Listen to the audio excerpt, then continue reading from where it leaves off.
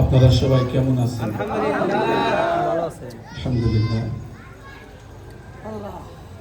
সে British থেকে শুরু করে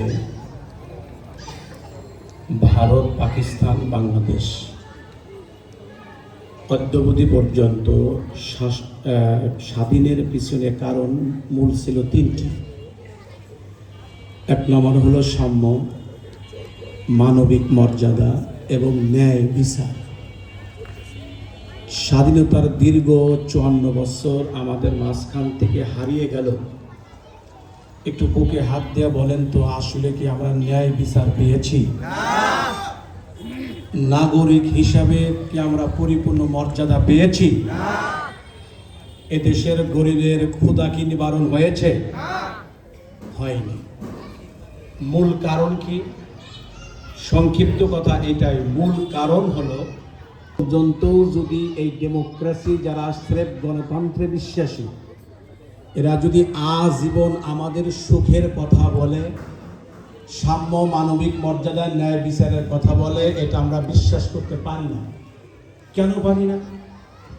প্রত্যেকটা জিনিসের একটু আবিষ্কারক আছে, প্রত্যেকটা জিনিসেরই সে আবিষ্কারকের নিয়ম ও নীতি অনুযায়ী চলে, নাকি বলেন? এই যে ফোন যে আমরা ইউজ করি, যিনি আবিষ্কার করছে তার নিয়ম ও নীতি অবলম্বন করি তো আমরা, নাকি বলেন?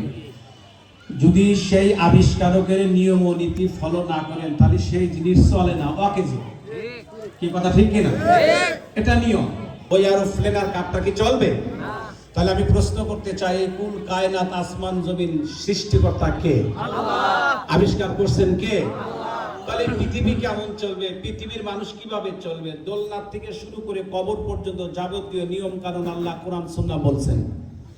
অতএব আল্লাহর শাসন ছাড়া শান্তি পাবেন এটা আশা করেন কেমনি?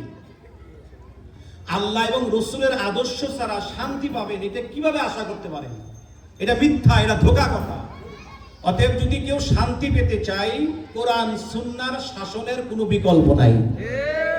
প্রিয় আমার দেশবাসী, আপনাদের পা ধরে অনুরোধ করছি, এটা শুধু ভোটের জন্য না, ভোট তো আপনার ব্যক্তিগত বিষয়। আমি আপনাদের পা ধরে অনুরোধ করছি এটাই, আর ধোঁকা খাবেন না। ধোঁকা আর কত খায়? একটা মানুষ 54 বছর হলো ধোঁকা খায়, এর হুশ ফিরবে করবে আমার বুঝে আসে না।